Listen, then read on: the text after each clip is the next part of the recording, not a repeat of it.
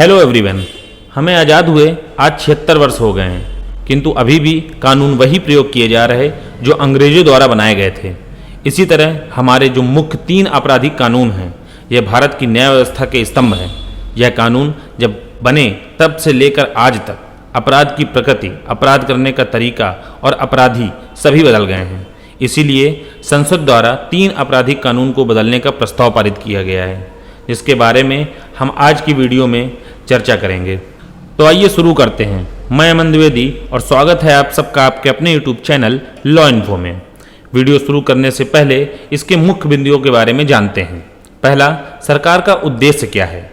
दूसरा, नाम के अनुरूप क्या कानून की प्रकृति में बदलाव है। तीसरा, जो कमियां पहले थीं क्या उसमें सुधार होगा।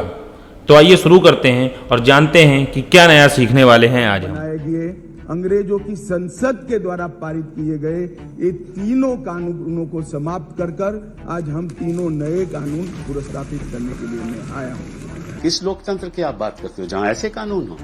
दुनिया में बताइए, ऐसा कानून कहीं है? किसी भी लोकतंत्र देश में ऐसा कानून है? सबसे पहले तो यह है कि कोई भी कानून अच्छा है या बुरा, तो यह मुख्य 3 चीज़ों पर निर्भर करता है। पहला, क्या समय पर न्याय मिला। दूसरा, क्या आरोपी को निष्पक्ष सुनवाई का अवसर प्राप्त हुआ। तीसरा, क्या पीड़ित को उचित मुआवजा प्राप्त हुआ। अब बात करते हैं तीनों आपराधिक कानून के बारे में और उसमें होने वाले बदलाव के बारे में। सबसे पहले आईपीसी, इंडियन पेनल कोड या भारतीय दंड संहिता। यह एक्ट हमें बताता है कि कोई भी कृत्य अपराध कब होगा और उस अपराध की सज़ा क्या होगी। फिर आता है सीआरपीसी, क्रिमिनल प्रोसीजर कोड या दंड प्रक्रिया संहिता। यह एक्ट हमें बताता है कि अपराधी को सज़ा दिलाने व पीड़ित को न्याय मिलने की प्रक्रिया क्या होगी। और अंत में एविडेंस एक्ट या साक्ष्य अधिनियम। यह साक्ष्य का भार, एक्सपर्ट ओपिनियन, साक्ष्य स्वीकार किया जाएगा या नहीं किया जाएगा, इसके बारे में बताता है। उदाहरण के तौर पर समझने की कोशिश करें। मान लीजिए एक हत्या हुई। अब यह हत्या है कि नहीं, और अगर है तो वह क्या सज़ा होगी, यह निर्धारित करेगी आईपीसी। इसके बाद हत्यारे को गिरफ्तार कैसे किया जाएगा, जांच पड़ताल व पूरी प्रक्रिया कैसे होगी, यह निर्धारित करेगी सीआरपीसी।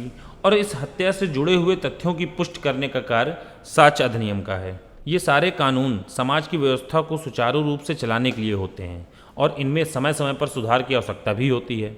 अब बात करते हैं कि इन तीनों कानून में इतने बड़े बदलाव की आवश्यकता क्यों है। इसको समझने के लिए समय में पीछे जाना पड़ेगा।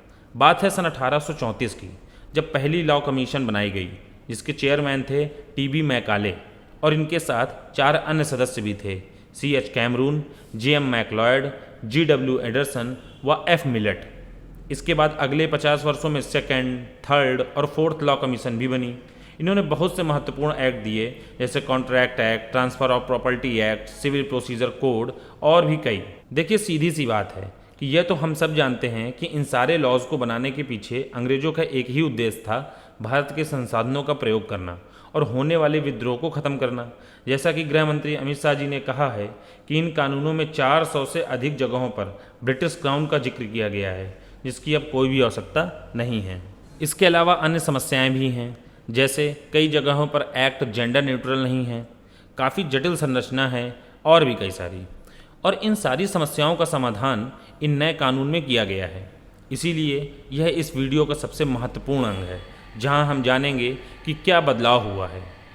तो भारतीय दंड संहिता को बदला जाएगा भारतीय न्याय संहिता बिल 2023 से।